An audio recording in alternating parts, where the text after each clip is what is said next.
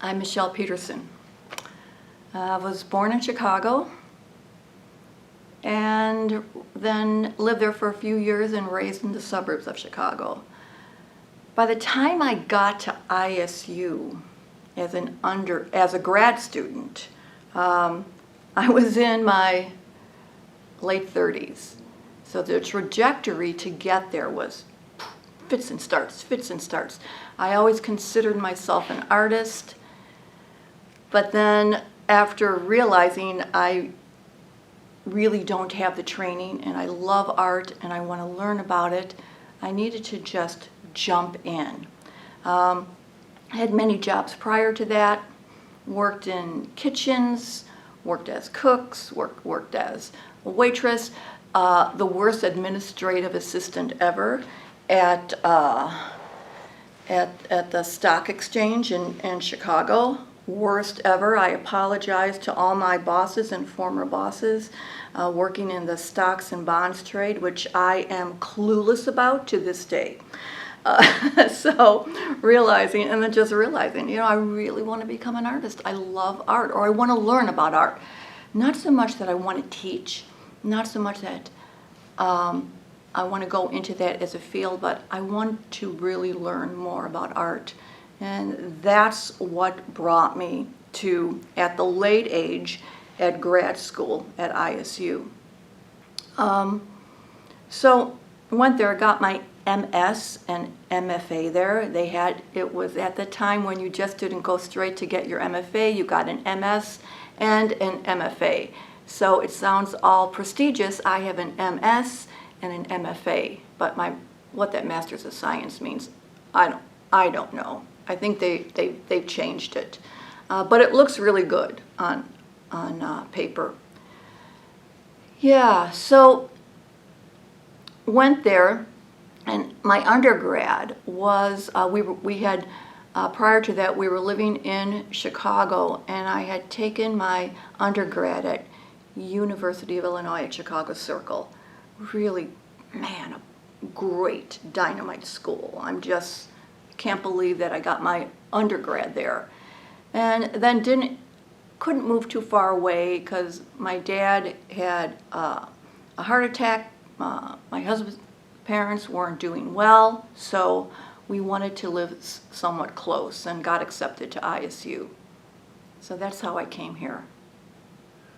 When did you first meet Harold Greger? Well, Harold Greger was this figure that would, go, you just knew about him. His reputation preceded him. So before I even saw him, in person, you knew about him. So looking at him, in the hallways and just seeing his presence and the attention he brought wherever he stood. Everyone just sat up a little straighter. Everyone just sat up a little straighter, whether outwardly or inside. It's like, okay, got to be in attention here. Harold's here. And I would, at that time, I would watch him like out of the side of my eyes. I wasn't really like overtly observing him. I just kind of was aware of him. And I did have him for color theory. I didn't take as many classes as some of my cohorts did, but I took him for a color theory class. And a couple of things. One was just, he was always well-dressed. Not overly dressed, but always very neat. Neat, tidy, well-dressed. He presented himself well. And without realizing it, as I was thinking about this interview that I'm doing, thinking, well, what do I have to say about Harold? That memory, it's embedded in me. And it's the first time that I've said it out loud in words, but it made an impression upon me. And I respect that. I respected that, and I respect it now. And then the other thing is, when he was lecturing in color theory, he didn't have any notes. The man did not have notes and would just talk, you know, and engage and dialogue with students. And, you know, when he would give a lecture on a color theorist, a color theory, an artist, no notes. And that I was like, wow, like how can that be? And I know now at my age, because it takes years and years and years and years, and you just become embedded in it. And I'm not putting myself on the same level as Harold, but I understand now it's because of years immersed in that subject. So that impressed me. I remember looking through reams and reams of Gregor's watercolors and his paintings, and just like absorbing them and looking at them in composition and in color, not so much in subject matter, but in how he arranged it, how he maneuvered his way through it. And what's interesting is once you start digging into Harold's work, there's so much. It's not there. There's a consistency, but at the same time, there's this huge variety with an underlying thread that brings it all together. But I really, you know, I appreciate that. The guy was not afraid to experiment. Which is wonderful. He, you know, he was not stuck in this one style, this one set of painting, the subject matter. Although he loved landscapes, he kind of used, for the way I see it, he kind of used that as a stepping stone as to what he felt strong in, and use that to jump into abstraction and portraiture even. You can see that compositional structure in that.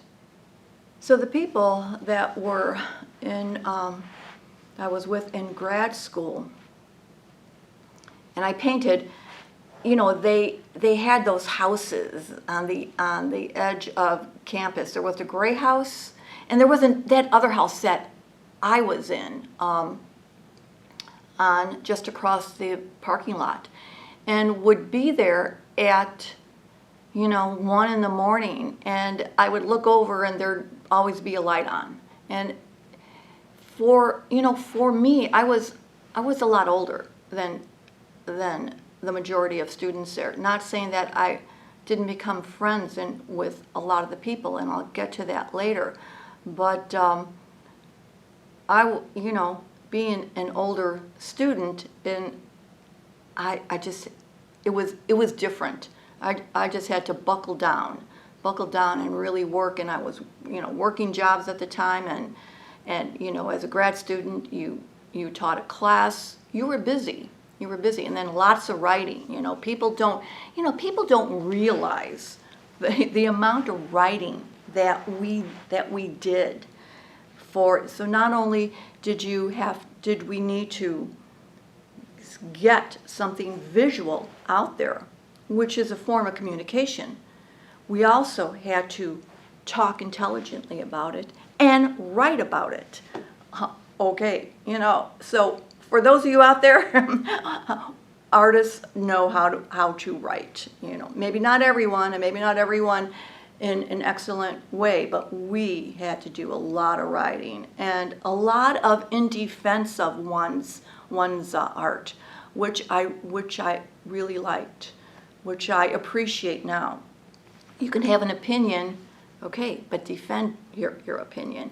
Back it up in an intelligent way, with experience, with knowledge, with experience about art history. And the thing about that intrigued me about Gregor is his breadth of art history.